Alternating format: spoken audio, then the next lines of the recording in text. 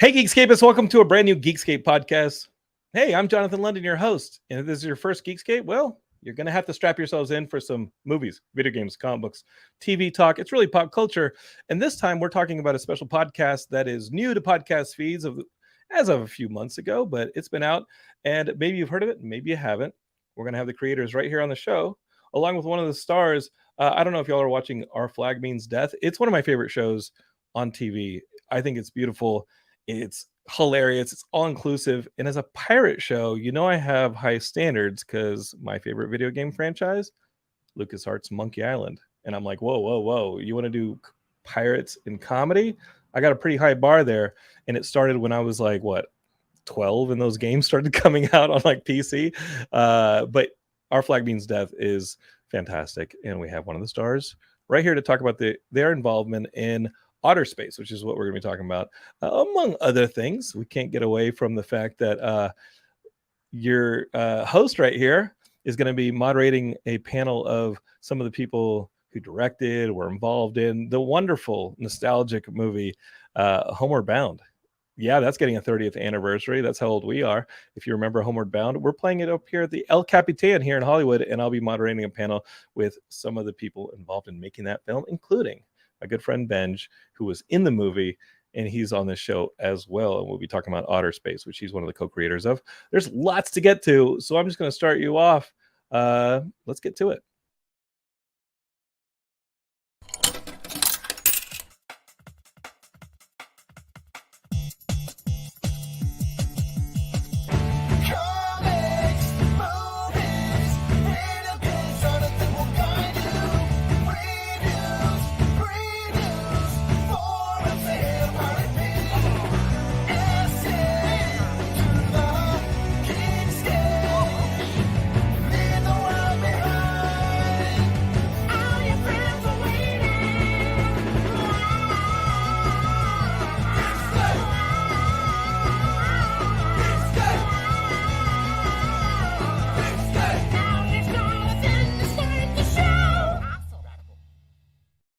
All right, Geekscapists, let's get right to it. So, want to give you a little bit of backstory on how I know my good friend Benj Thall. Geekscape might as well be Jockscape. Y'all know that I do these like runs and run in the hills, the ultra runs, and I run with a group at the Hollywood Bowl, and we do these exercise things. One of the people I met through that free fitness group, I've known him for, I'd say 6 years, is my good friend Benj Thall. And Benj comes up to me one day, and he's an editor. He does all sorts of stuff, but he's also a writer and creator. He's mainly writer and creator, and he's got all these properties. And then people started whispering in our friends group and goes, you know, Benj was the little kid in Homeward Bound. You remember Homeward Bound? And I was like, no, I was too busy playing Monkey Island in the early 90s. But of course I know that Homeward Bound movie with the animals, and then the Michael J. Fox voicing a dog, and we've got Sally Field as a cat. The guy from Cocoon is in it. And of course, Benj Thall is the kid. And as I started thinking about it and seeing Benj, I was like, oh, that is the kid from Homeward Bound. And he's a writer, editor, director. He's a multi-hyphenate, and he's here on Geekscape right now. Benj, finally, after listening to so many Geekscapes, here you are in Geekscape. Yeah, I feel like watching the opening there. I hadn't seen it live. You know, we got pirates, we got space, we got all the stuff we're going to talk about. That pretty much covers Geekscape. Like, as I've said on the show before, and you all listening, about a mile wide and inch deep when it comes to Jonathan's topics. Like, I know a lot of stuff, but very little about each and everything, right? Like, it's, you know, I can talk to people about almost anything. They should be doing the heavy lifting when it comes to that. And you're doing the heavy lifting here. I first met you as my friend, and then I knew you as the little kid in Homeward Bound. And Benj, I feel like we're going to go full circle as both friends and the little boy from Homeward Bound. I don't know where I'm going with this sentence. This Saturday at El Capitan, you asked me to moderate this panel with some of the people from the movie. Let's real quick just say who's going to be there, because I think that's awesome. Yeah, it's going to be this Saturday at the El Capitan 7 o'clock show. We've got the film is going to go up on screens the first time since 1993 in the same theater where it premiered originally. And the director, Dwayne Dunham, is going to be on board. Producer Jeffrey Chernoff is going to be out. myself, Robert Hayes, who, if you know, is the star of Airplane, Stryker from Airplane. Okay, then I'm in. Okay. Yeah. He played the dad in the film, and Veronica Lauren Sawyer, who played my sister Hope, as well as Kevin Chevalier is going to be there. He played young Jamie. So the whole family is sort of reuniting for the first time since I think when we made this second movie, probably in 1996. Last time I've seen any of these folks. I heard that you were bringing a Ouija board so we could talk to the pets. Can we talk to the dogs, animals? Is there any chance? You can talk to the cat. You can talk to the cat. Okay. That's awful. I'm about to lose my moderating gig here. Be like, what are you doing? No, we're not having a pet seance to talk to the animals from home. You know what? That's a different maybe we do that on Geekscape, where we try and channel the animals from the movie. I mean, listen, they were your friends for the summer of 92, 91 when you were filming that movie. I can't be insensitive. We're not digging up, but we're not doing no Pet Cemetery on this show. Well, not again. But listen, I have a dog now, so it's okay. Okay. I'm over the dogs. Okay. So what if I knew how we could do a little Pet Cemetery and get the animals there for this Saturday? Would you be into that? What could go wrong with a little Pet Cemetery? Abandonment issues, maybe. Let's get the kid. We'll be up on the panel. We'll be up on the panel, and all of a sudden we'll hear a bark in the back of the theater. Jonathan, did you go to that Pet Cemetery and do that thing we all told you not to do? Don Amici, no, he's not in Pet Cemetery, but he feels like he would be in Pet Cemetery. It was actually Don Amici was the voice of Shadow. Yeah, but he was not in Pet Cemetery. That was the older actor who was in the Munsters. I'm not going to get it. But Geekscape, feel free to yell at me and be like, you lose all the nerd cred. Yeah. Okay. You're co-creator on this podcast. We're going to talk about the Otter Space. Let's bring him in here. Maybe he can talk more than me so that I'm not saying stupid shit. Andy Levine here. Well there, Jonathan. He's here, and he co-created this script with you for the Otters and Outer Space thing, and we'll talk about where that idea came from. But then when it came time to inhabit these things and bring them to life, to give them voice, we have our good friend Samba. I'm going for it. Schutte. Oh, more phlegm. Oh, there's more, right? More phlegm. It's more phlegm. Okay, here we go. Listen, Samba was born in the Saharan desert, and I don't know. I mean, I don't know. That's just a factoid. That's like, hey, this kid from Texas, he's not going to get this, but I'm going to try. Samba Schutte. Better. Yes. Perfect. I got to get some phlegm one. No, you're just letting me off the hook. No, it's Dutch. It's Dutch enough. It sounds Dutch enough to me. Okay, so that's not the Mauritanian side. Samba is the Mauritanian name, and Schutte is the Dutch name. So half Dutch, half Mauritanian. Okay. All right, let's go with that. And Andrew, let me pronounce your last name. Okay. I'm kidding. I live in LA. I can say Levine. Levine. Levine. Get the heck out of here. Benjamin Thall, tell him to lay off. All right, that's enough silly gags from me. Tell me about this Otter Space thing, because the first time I heard about it was Benj saying, hey, podcasts. I wouldn't go that far. I would just say that I've been doing it since 2005. But that doesn't make me an expert. It just makes me someone who doesn't have anything else to do. Was the iPod even out in 2005, or were you just doing it before? I was just putting WAV files on the internet. No. The video iPod was actually out. It was crazy. I remember driving to LA in 2003 and having my iPod, my 40 gig iPod brick full of songs. And then the video iPod came out, and that's what we would do. We'd do video podcasts and put them up there. And you little suckers listening to this would suck them down and watch them. And I was doing video until I think 2010, and people were like, dude, nobody does video podcasts anymore unless it's on YouTube. And I was like, what, YouTube? That thing that only let you put 10 minutes up? And they're like, no.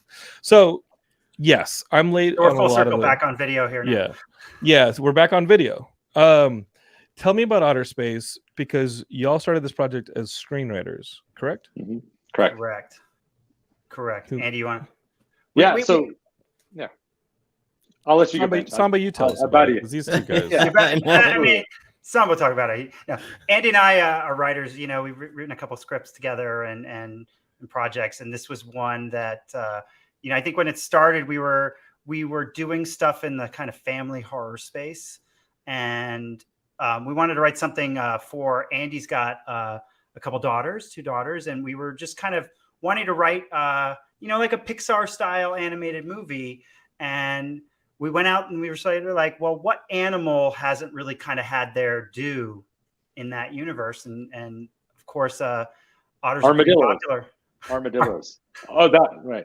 You're right. Sorry. Did y'all? I mean, I think Andy's being facetious, but like, were you trying? Like, did you think of armadillos as a Texan? That'd be cool, but yeah, you thought about armadillos, but you're like, not so cuddly. Let's do otters. They're like rats, like made out of a tank shell or something, right? Yeah. But otters are also playful, right? Like that, you got to have that in a kids movie. You can't have somebody like, rough with a shell in a kids movie, unless that's what it's about, I guess. Sure. So y'all write this thing, and then, I mean, Benj, you come out of live action. You work in live action. Samba, you work in live action. You all work in live action. Why animation? Is that something that like actually gets made unless you're an animator, unless you're a cartoonist? Like you kind of have a kind of hard barrier to entry facing you when you write an animated film, no?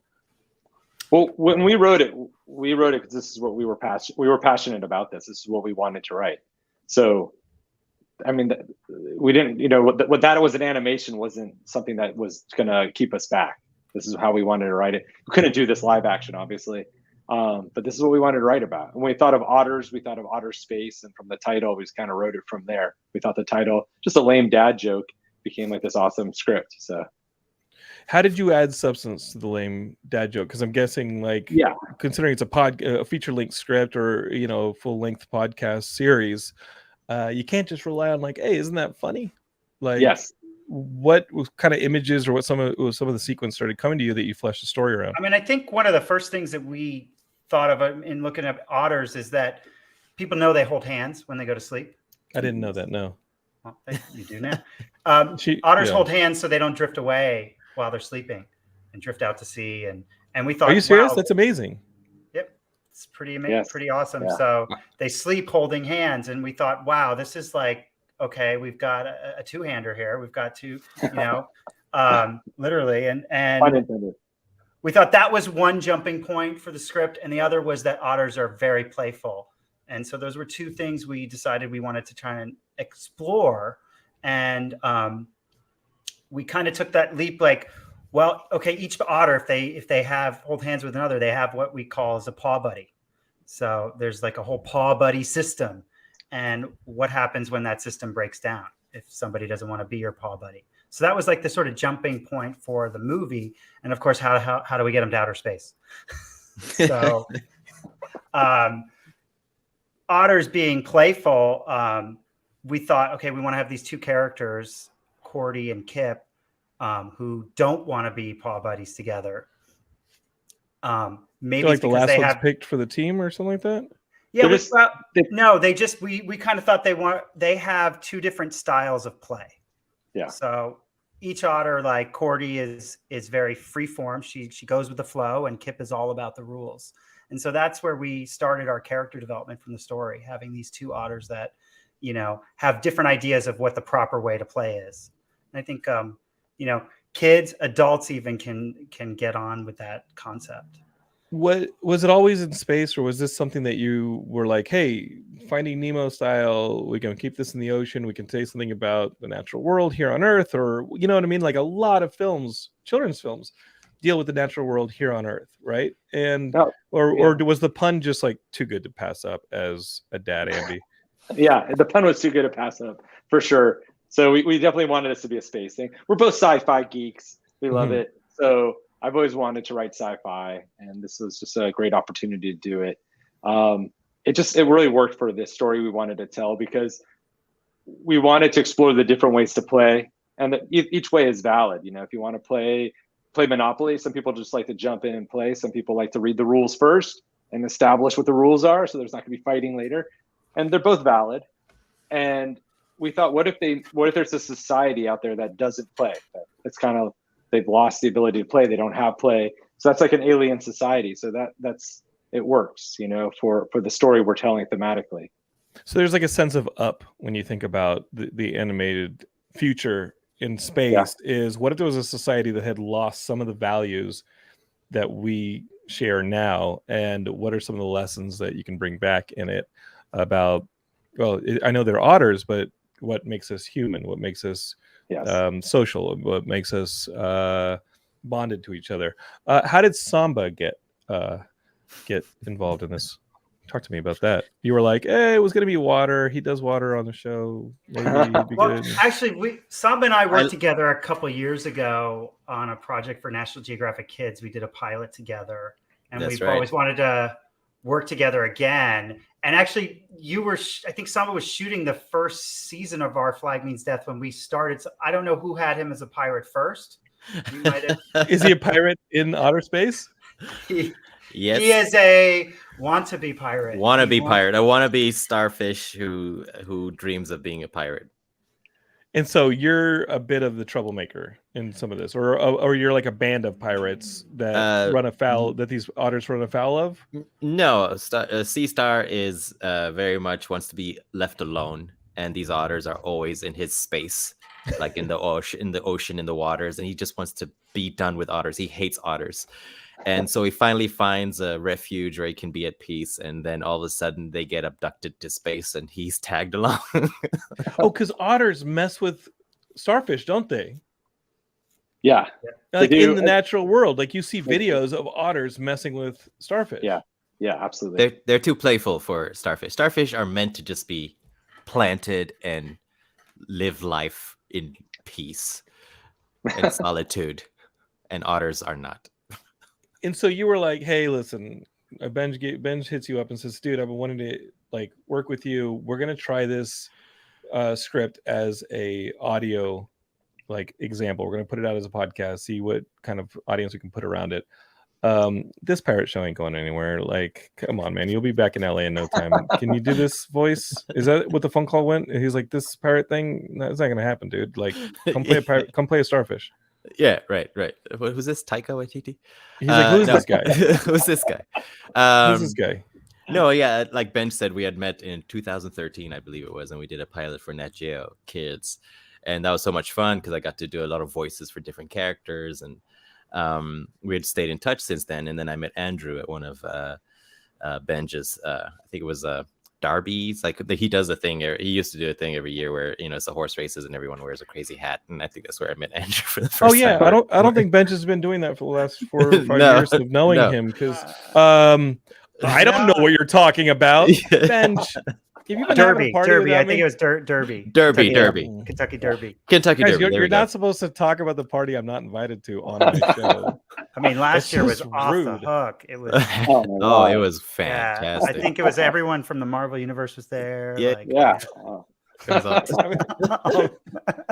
The invite must have been lost in the mail, Jonathan. Yeah, I think all the people from the workout group were there, Jonathan.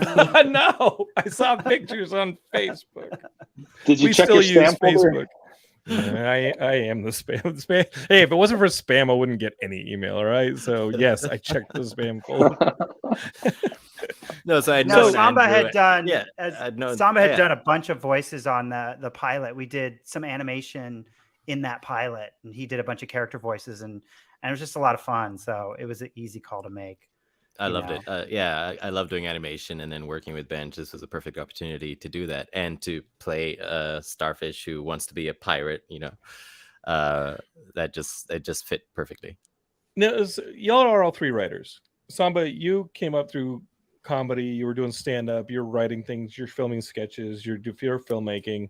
Benj, I'm very familiar with him. He does a lot of the same stuff. He makes projects. He makes proof of concepts. If he needs to film them, he'll film them. He'll cut them up. He does it. Andy, I'm guessing, is cut from the same cloth as Benj's partner. How was the collaboration? Like, you two guys are writers and you've written this script. And when you bring somebody creative like Samba on, like, what do you invite? Like, what's the kind of conditions for saying, like, especially in VO or animation, like, how strict were y'all with the ideas? Not very. Because, I mean, you have someone who's we have all of our actors, but especially someone like Samba, who's just a funny person, just so funny. You let them, we did a table read and we just let them improv and go off, and most of the time they're funnier than we are. Let's be frank. I talked to Ben Begley earlier and he said those 2 jerks wouldn't let me do anything.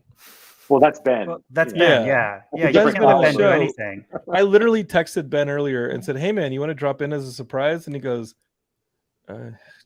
"Man, it's a no. Like I can't with those two guys. They didn't.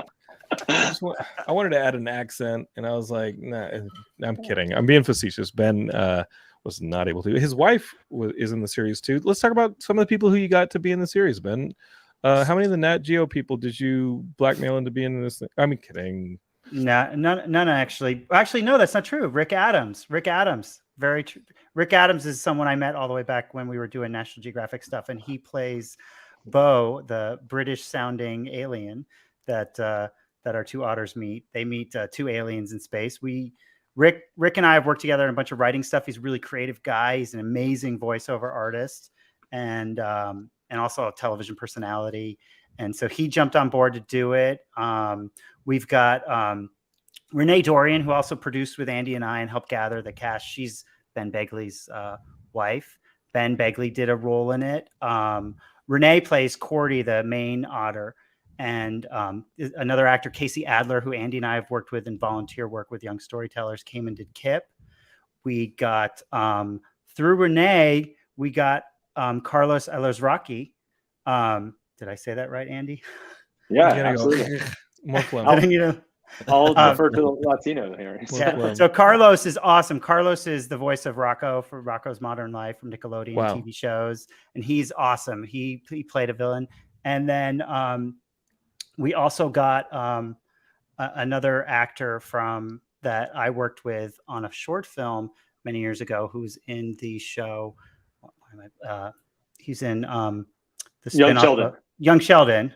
Benj, what happened to you happens to be on every.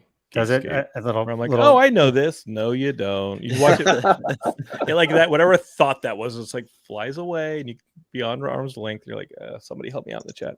Yeah, somebody help me out in the chat. Yeah. And so, did y'all just throw one of those parties I wasn't invited to? Pull out the microphones and record this thing? What was the process of recording this thing? Because we've talked about doing narrative podcasts here on the network for a while, and they just seem pretty laborious. They sound like a lot of work. When y'all made the decision to take this feature script, turn it into podcast episodes, was this something that forced a reformatting of the story? Like, what was that process, Andy, of taking something that was supposed to be, let's say, 100-page script and cutting it into bite-sized episodes, and then recording it with a cast that's this size, which is a pretty big cast? Well, I mean, cast-wise, this was during the pandemic, so this was something that we recorded pretty much separately in our own places, including our narrator who does the most speaking arguably in the whole thing, and played by Jennifer Riker, who for fans of Black Lightning, she was Dr. Awesome. Helga Jace. She was Dr. Helga Jace for 2 seasons. That's cool. On the CW show, or the CW show. Yeah. Awesome. Yeah, so she had 2 seasons as like a real baddie. So yeah, she was in Atlanta recording most of this. So having everyone separately was kind of interesting way to do this, but it worked out since we're doing recordings. I mean, look at us, we're doing this podcast and we're all in different locations. I just don't like to shower. Yeah, I don't like to shower either. I used to do this stuff in person, and there are too many complaints. Absolutely. Oh, pandemic? Man, I'm kidding. That's insensitive. Yeah, no, this is way easier. Yeah. And then screenplay wise, we had a feature-length screenplay, and Benj and I decided that we're going to do this in 10 episodes, and we just found natural breaks, because when you write, you write just not only in scenes but in sequences, and there's certain sequences where, like, if people remember DVDs, how they were just kind of chapter breaks, those are basically sequences, and we found like the 10 chapter breaks, and it basically broke the script up into 15-minute increments, so our episodes are about that length. How long have y'all been working together as collaborators, as screenwriters? Benj and I have known each other for 20 plus years. Wow. Yeah. 25 years we've known each other. How'd y'all meet? But I think we started working seriously together about 7-8 years ago. Yeah, I think we all started working seriously 7 or 8 years ago, man. Yeah. I don't know what I was doing. You just got to get clear of your 20s, and then you're like, oh, I guess I better get it together. I'm out of my 30s now. I better make that plan my parents asked me about. When did y'all, Benj, you grew up here in LA or wherever those pets got away and went on that Homeward Bound journey?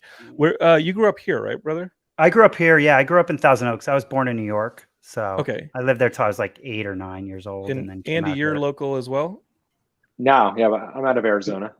Okay, but y'all met like college? What, college, what are we yeah, talking college. about here? Okay, and then y'all are just collaborating already in college, and you just kind of kept We it going. did. That's we did write a short screenplay in college together for a short film that never got made. And Benj, you want to talk about that?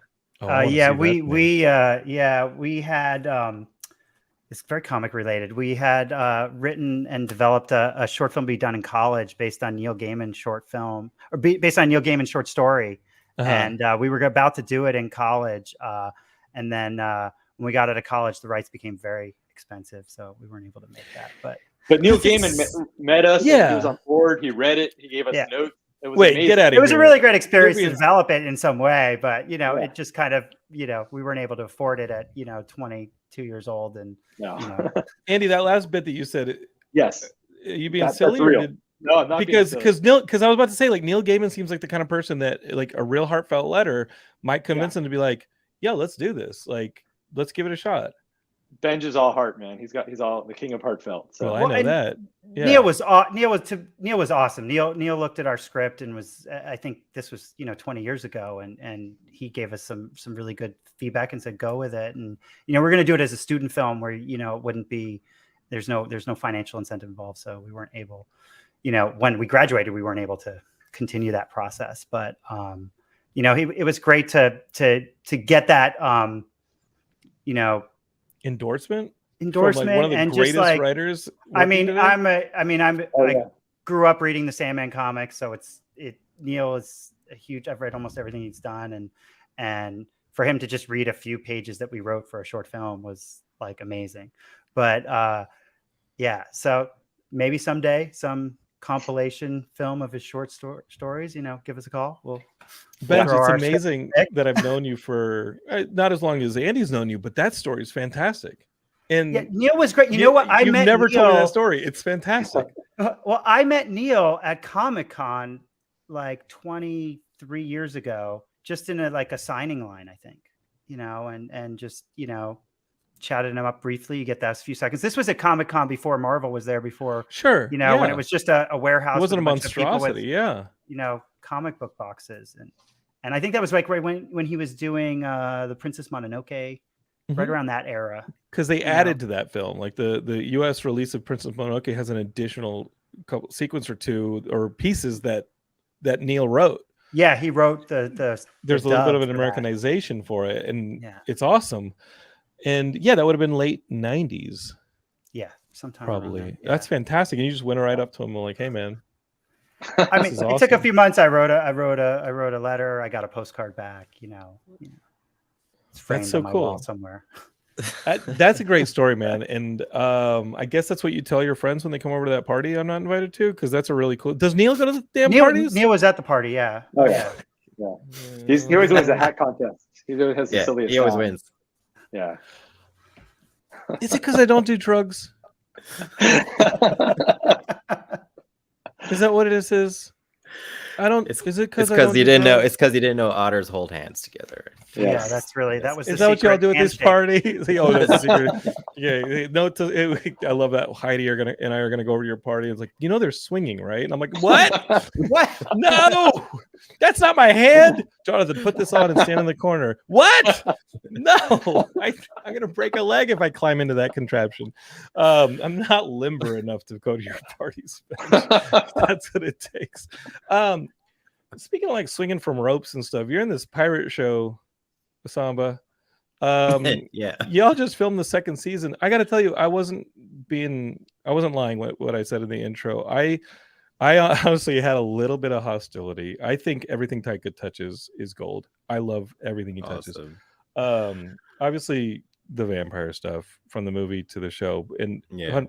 I think Hunt for the Older People, those are just beautiful films. And then I see these previews, and I love all the guys from What We Do in the Shadows, and of course, the comedy series and the musical comedy series, and Flight of the Conchords. But when I see this pirate show, something in me, and Geekscape us know this from the beginning, is like, That should be a Monkey Island show. Are y'all familiar with the Monkey Island video games that LucasArts did like years ago? And there's a I'm new one very that came out familiar this with them. past Yeah, year. yeah. The only reason I'm CD-ROMs. aware of it is because when the first teaser came out for Our Flag Means Death, everyone was going on about Monkey Island and like, oh, this is like Monkey Island. It's about, you can never take Monkey Island away from me, and Our Flag Means Death is never going to replace, our love for pirates and compared to Monkey Island. And then that's I was like, what the heck is Monkey Island? So where were those damn nerds when Disney was making those pirates movies? I don't know. Because I'll tell you, there's a lot of similar DNA between those pirates movies and some of the set pieces of Monkey Island. Where were they when Chris Elliott was making Cabin Boy? The truth is, I think that there's room for both. And I honestly, and I'm not being facetious, I'm a hardcore. There's a shelf over here that's covered in Monkey Island stuff. I have Monkey Island stuff all over this office, and there's not a lot of merch made because it's not a. I mean, because it's it not was like, a CD it's not ROM Mario, game right? in 1995, right? Right. So, Wow. I'm watching this, but I have to watch what Taika does. I have to, because I think he's incredible. He's incredible. So Heidi and I are picking out what the next show is we're going to watch. We've all caught up on the vampires, and we're like, let's watch Our Flag Means Death. Let's go for it. And she loves Reese Darby's. Like, she loves the whole Flight of the Conchords crew. I start watching this show. It becomes my favorite show very quickly. And oh man. And there's room for it. With Monkey Island is fun. It's silly. It's really playful, and I think Andy would love it because it has a lot of word humor. It has a lot of silly humor like that. And the universe is pop culture, kind of like it references pop culture in the real world in a lot of ways. Our Flag Means Death is different. It's inclusive, which I think is incredible. I think the stuff that they do for representation on that show and inclusivity on that show and the guts they take with those relationships on that show, I think you don't have to be marked or pronounce yourself as a progressive show, like, because sometimes that becomes the thing. Like, now you're the progressive show. No, y'all are the pirate comedy. Yeah. With progressive themes that I think are handled fantastically. And none of the jokes, none of the characters stop in order to put a message across or a story across. They're just beautifully woven. And it makes me hate Taika more. Because, like, how the hell do all of you talented bastards make such a beautiful show? It's a beautiful show. As much as it's a funny show. Yeah, no, listen, like Monkey Island, Our Flag Means Death, they can coexist. They can coexist, do. like, I love them they both. can be otter hands, they can be paw buddies. But no, it is one of those shows where the people just exist in this world, and we don't question their choices or anything like that. It's like, no, or their labels. It's just, that's what I loved about it. The writer creator David Jenkins, he just had a clear vision about, I don't want to make a show about trauma. I don't want to make a show about, coming out. I don't want to show, these are people who are just trying to find family, trying to find out who they are.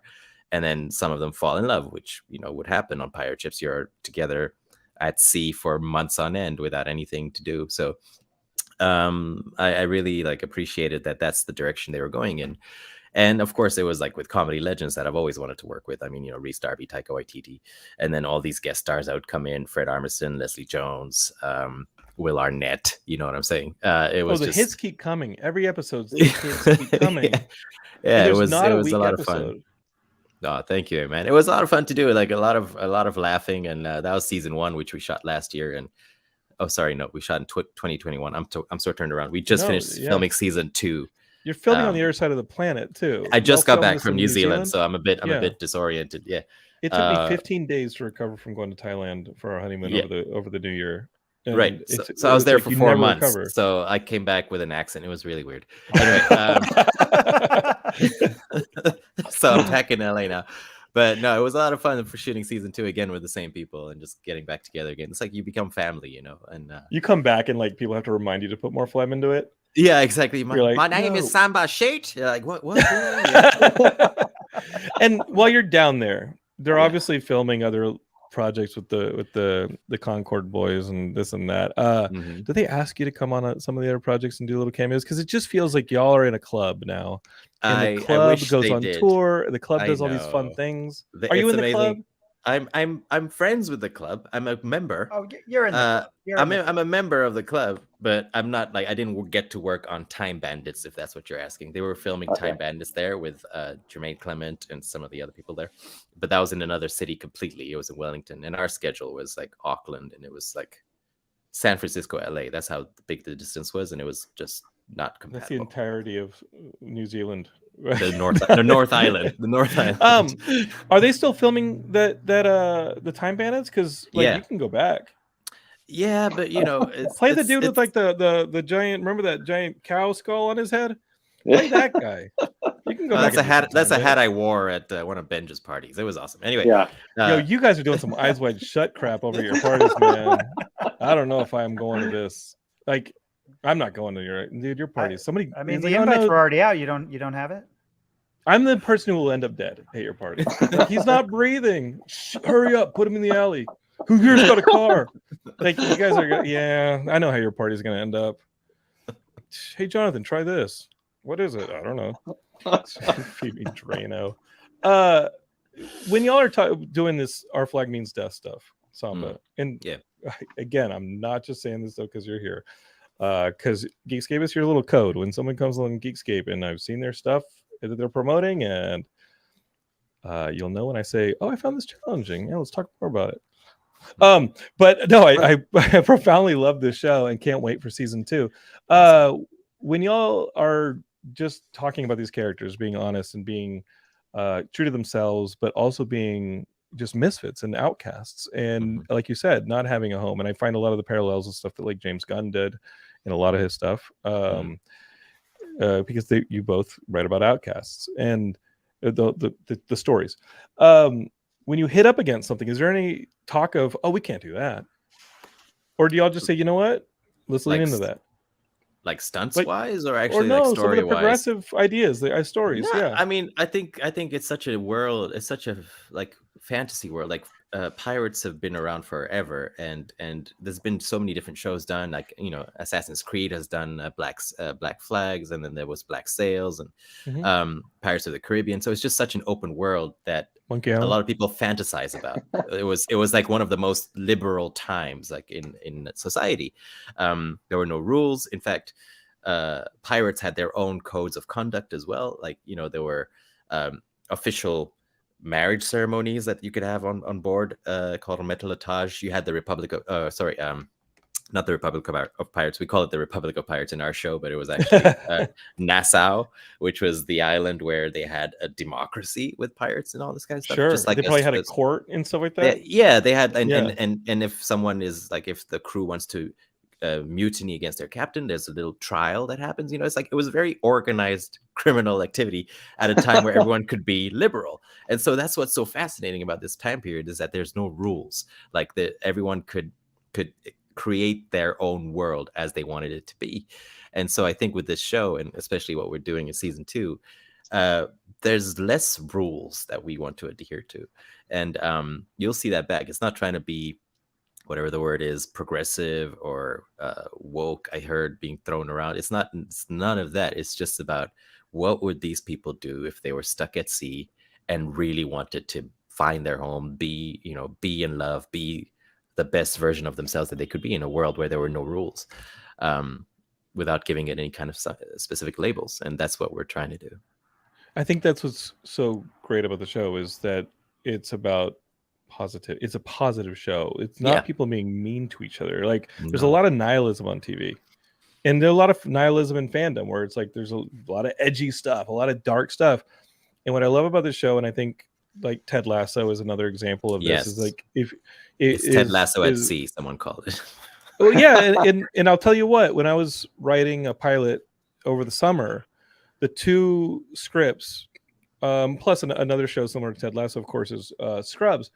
Matt Kelly, who runs our network, gave me Scrubs as a pilot. That was a good suggestion. I said, yeah, I want to write something about people being nice, and still feeling shortcomings, and still feeling like, hey, like, how do we get through this, even though we're doing everything right and true to ourselves? And again, I can't wait for season 2 to come along, and it'll be a nice positive boost.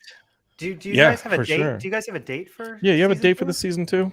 Nothing's been announced yet. No, we just finished filming in December, so they're in post-production now. So I'm assuming, it'll be a few months before we hear, oh, here's a teaser. It's dropping whenever they announce it. So hopefully summer, like before summertime would be. Hey, I think Samba- the premiere is going to be at Benj's derby Yeah, party. I think I was gonna Yeah. say, Oh. Benj, do you got to call the caterer in advance for like the weird stuff? And do y'all have anything? Well, with actually, I mean, I tentacles? think Samba's going to bake something, maybe, right? Yep. I'm gonna. I Actually, do all the Samba, baking. the the Is there menu more? from the show. Is there more baking? Is there any special baking in the? So this is a thing that just like went nuts, like with season 1, is that there was an orange cake that was featured or talked about in one of the episodes. And so for Easter last year, I had baked that orange cake. It's called a 40 orange cake, and I posted the photo and recipe online, and the fans ate it up, and more than 1,500 versions of this cake have been baked, and they all tag me in these photos. So I've Holy had to retweet and share all these photos. So it went viral. So everyone's asking me like, what are we baking season 2? I don't want to give it away, but I am saying that there's a couple of things that you can look forward to. When's Okay. the book coming out of these recipes? Because they do that for all the shows, right? Like if Right. if prominent recipes are featured on the show, don't they just end up becoming like Right, because you want to know how you you eat shark, right? Jerky Right, but shark like- meat. but like Well, I don't mean- people do like the version of it? Don't people do like the funny Right. version of this Well, stuff? like the and you're piracy okay, cuisine, right? You know, the Right. pirate cuisine. I mean, just no starfish. yeah, Just no starfish, no otters. yeah. You don't have to be a No. poacher to make this stuff. I think. Well, I think I'm being honest. I actually think that'd be a fun idea to do. Like, obviously you have to have substitutes, but having Right. fun substitutes for some of these things and having Yeah. our flag means death. Instead of grog, Um, which is sea salt with water that you mhm. drink, I don't know. Find something else. And yeah, just I mean, trust me, like some of these Himalayan video salt ga- and God knows the what. video gamers are like, I'd drink that. Some of the stuff these guys drink on some of their like marathon Twitch sessions, like they wish they was Right. drinking some. I mean, they're like downing the Monster Energy drinks and stuff like that. Who knows what they're putting in that stuff? But Yeah. there's comes a lawsuit. Think about it. Talk to the people in charge. I'll Make think about a it. cookbook, A nice 'cause pirate themed cookbook from our flag means a pirate themed cookbook. Sure. Maybe consult with some people about would this actually work as a dish with some of these alternatives to things that would be legally procured. I think And then that make a pirates had to be cookbook. health conscious. I think they had to be health conscious. If I remember, like the episode where you guys did the The 40 scurvy. Yeah, it was scurvy, right? You guys, Yeah. Yeah. I mean, that was a common problem with Right. being at sea. You didn't You're have out like of no oranges. oranges. You're out of oranges. You're out of vitamin C. You lose your teeth and Yeah. your nails. Amazing. So yeah, that's actually happened. In the pirate research diet. Yeah. for so Samba, I was looking at your IMDb and another name came up that's very comic book oriented, and maybe Geekscape is this creator's not in the forefront of your thoughts, but he definitely was for me around 2000, 2001, 2002 because he created the Red Star. Christian Gossett. I've been on a show with Christian Gossett, and you did a short film with Oh Christian. right, yeah, we did a short film during the pandemic. That's right. Did you know his geek origins with the Red Star? Because it was No. the big indie book from Image coming like in 2000, 2001, 2002, and everybody talked about like the Red Star getting adapted to a film, Oh my this god. and that, and like Christian's table at like conventions were swarmed. Oh, that's amazing. I just knew he was an And- amazing animator and like an illustrator, and he had this lovely concept for this he wanted to direct this film that was written by my friend Chris McGann, and it was during the pandemic and about lockdown, and yeah, it was just fun to work with him. And then I only found out later that he was doing all these things. So what a small I world. mean, yeah, he does effects and this and that. I ran into him. I used to do a comic book show, and I don't know what ended up happening with this project. There was a Star Trek fan film, and then like obviously Viacom Paramount came in and were like, hey, don't make that. So they had to like change the name of the fan film into something that was like, oh, this isn't Star Trek, it's just like Star Trek. And he was going to direct it, that he didn't. I think there was some drama over on that end, but I know that's how I met Chris. Wow. No way he would name me. I mean, he wouldn't recognize me from Adam. But huge respect for Christian Gossett. And of course, I was a Red Star fan back in the day. And so when I saw that you were involved in that project, is that short done, or is it something that like has a bunch of effects, a bunch of animation? They just finished, I think. I think they're submitting it to some different festivals, and it's like it's called I Love Kaiju, and it's about two people who meet online, who have their first date online during the pandemic, and then the pandemic is not really a virus. It's there's a giant Godzilla monster stomping around Los Angeles, and so you just have to be careful when you go out because you never know where she could be. Well, I don't want to spoil it, and Geekscape, so obviously we'll promote that when it comes out. It'd be cool to have Christian on the show to talk about my it. gosh, That'd be a blast. But guys, let's talk about this Otter Space again. And Geekscapists who are listening to this, obviously you know how to work a podcast because it's in your ears right now. Use whatever podcatcher you're on right now to go and look for Otter Space. What do you think the audience is for it? And this has been out in the pod sphere for like a couple months now, guys. How's the reaction been? And I think, Benj, the strategy was the script is here. There's a barrier of entry, and obviously it's very expensive to animation. Let's try it as a podcast, see who's into it, where it goes. A couple months, remember we were sitting down at coffee talking about it. Yep. What's been the feedback? How are y'all feeling about this project?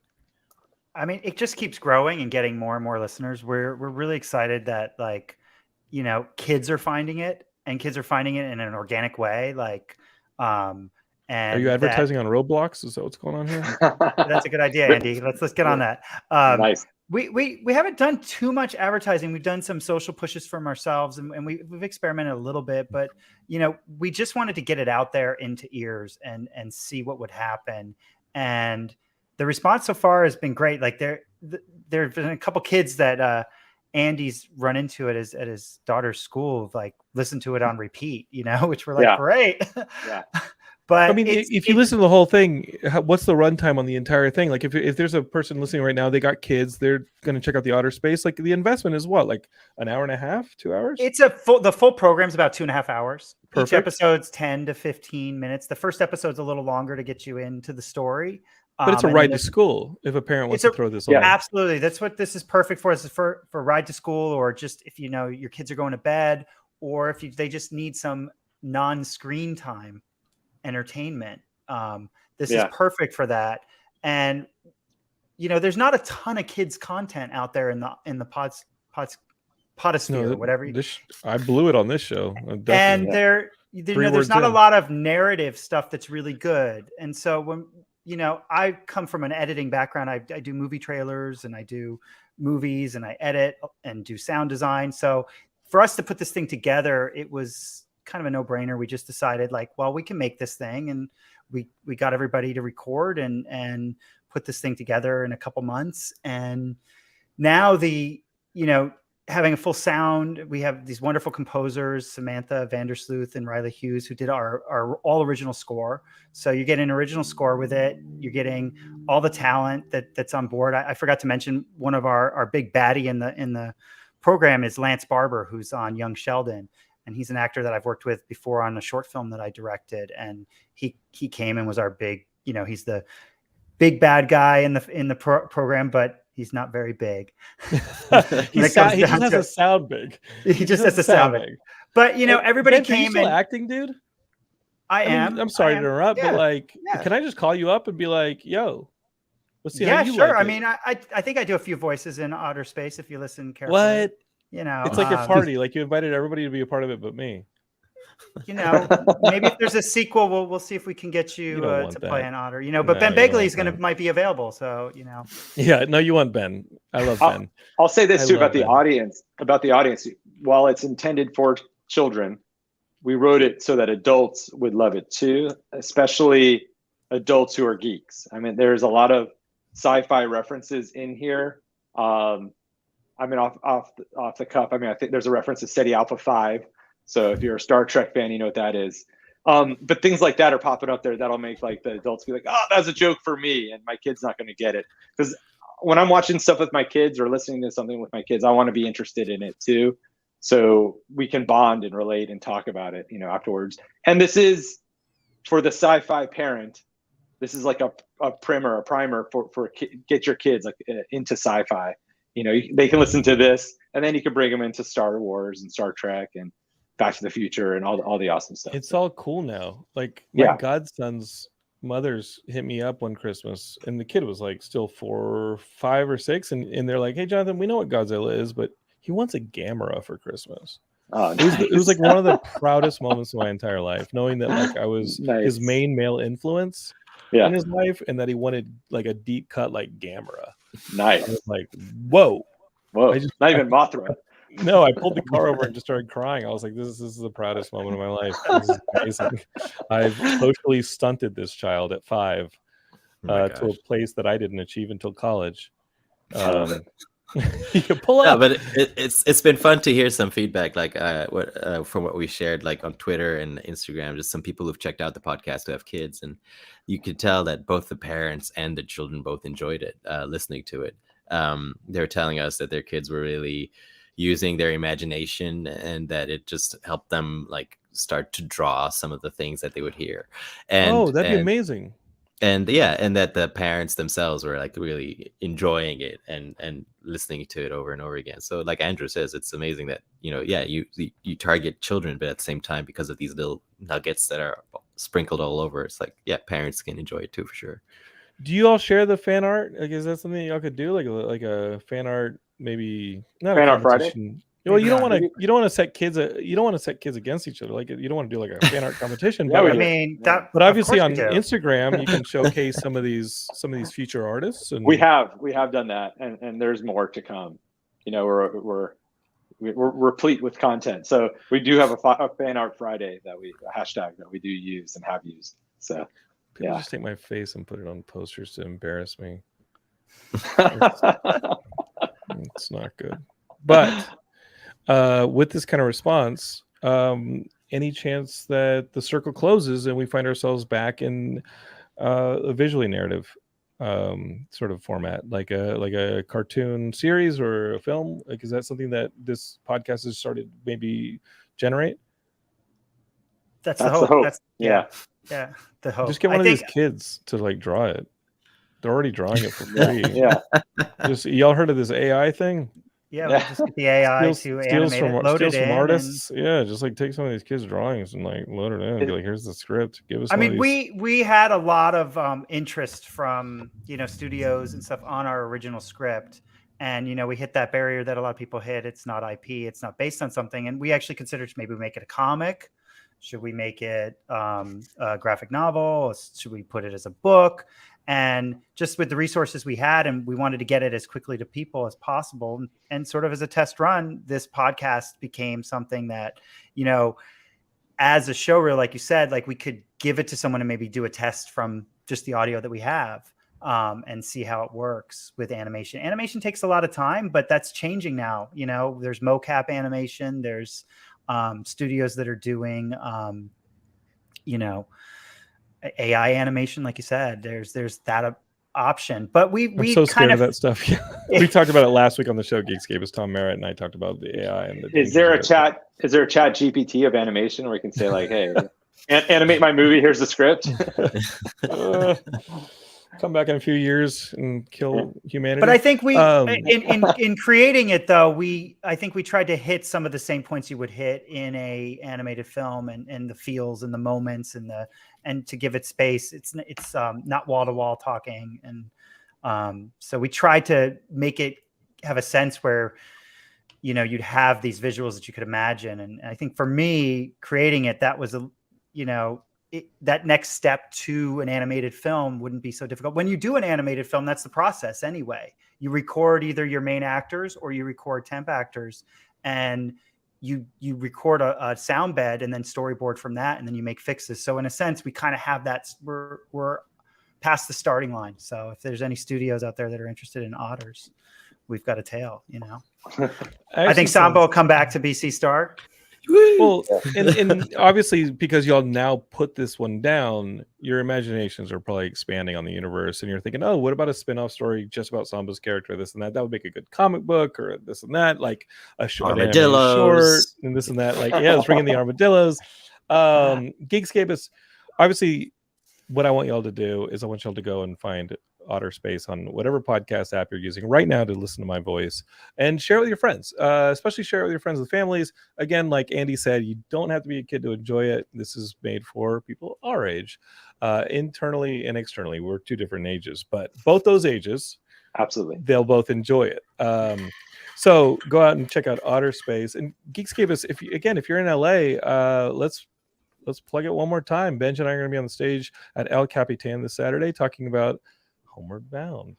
Actually, that's the first time I met Benj, watching Homeward Bound as a kid in Ethiopia on a it was not a original VHS tape. Let me put it that way. It was. Speaking of pirates, I think somebody stood up and went to the bathroom halfway You're through. a method watching the actor. movie. Yeah, but I remember watching Homeward Bound in Ethiopia on a tape that was not an original VHS tape, and that's when I first met Benj. Samba, you're being for real. That's amazing. You've never told me that, Samba. That's true. Awesome. That's amazing. Yeah, it is. That's amazing. It is. You met Neil Gaiman too, and didn't want to tell me. At the All party, the he was at the secrets are party. coming out. What's great is Ben just texted me about the putting together of this 30th anniversary screening, and I'm really excited about it. Some of the people you're telling me, similar to Samba, who have been fans of this movie that you're discovering are fans, some pretty amazing names. And I don't know if you want to release them here, but some of them are great. And Samba being one of them. Do you want to talk about it here, or maybe we can use them later talk on? About it here. I mean, Jonathan Majors is a big fan of the movie. Kang the Conqueror. He said so online, which is wonderful. It's wonderful to hear that the film to this day still affects people from when they were kids, that they have really fond memories of the film. It's going to be a great night on Saturday. I hope you all can come. Tickets are available now on the El Capitan website, Fandango, 7 p.m. screening. And we outsold Avatar too. Maybe. True story. Maybe. Well, I'll tell you this. They put that Avatar 2 on that screen all week, and then they pulled it off just to show a little movie called Homeward Bound. So what does that tell you, Geekscapists? What does that tell you, all right? Yeah. All right. And if you go, Avatar 2 is tight, by the way. Loved it. If you go, though, there's going to be 1,000 Angelinos all sharing a really ugly, good cry, in Homeward Bound. You cannot cry during Homeward Bound. It'll be fun. Yeah. I'm looking forward to it. We've got some surprises in store, Jonathan. That will be at the panel, and I'm working on my Ouija. What's going to be amazing? We're going to have the original animal trainers there, which is really cool to talk about how they captured this movie in a time before any CGI. There's no effects in the movie. It's all shot natural. One of the most amazing things on this film that you'll hear about at screening a little more from the filmmakers is when we were shooting the film, we wrapped out all the humans, we wrapped out all the people. And then the filmmakers, there's about 20 of them, and the animals all went into the middle of the Oregon wilderness on horseback, loading all the cameras in the film way off the grid. This is before cell phones, and went out there for 2 weeks and shot this incredible footage with these animals. So what you're seeing is real. The interactions between the animals is real. The voices coming from their heads is real. Maybe not. But the kids are CGI. Yes. Yeah. Yes, I was in a mocap early Pixar. Yeah. All right, let's wrap up because I know Samba's got to go, y'all got to go, and Geekscape maybe one day people will be talking with the same reverence for Otter Space, the film, along with how they speak about Homeward Bound. But the only way to do it is if y'all go out there and download it and share it with your friends and get the word out there. Guys, loved having you all on Geekscape. Loved it, Ben. It was a long time coming, Benj. Yeah. Thank you. It was a pleasure, man. Thank you. Best place to find Otter Space. Is there a website? There is. There's otterspacepodcast.com. But you're best off just searching for Spotify, iTunes, the usual. It's there. So perfect. Yeah. Geekscape, in order to find us, just search for Geekscape. You'll find us. We're gonna be back next week. We'll be talking some heavy comics next week. So if you're a big comic book fan, check it out. If you're not a big comic book fan, the conversations are fun, and we'll probably end up talking about movies and TV and all that other stuff we talk about too. So share it with your friends. Leave us a 5-star review and a couple words there, and that really helps us out. And you'll hear from us next week. Geekscape forever. Don't hate, create. Over and out. Thanks, guys. Thanks, everybody. See ya. Thanks, Jonathan. Thank you.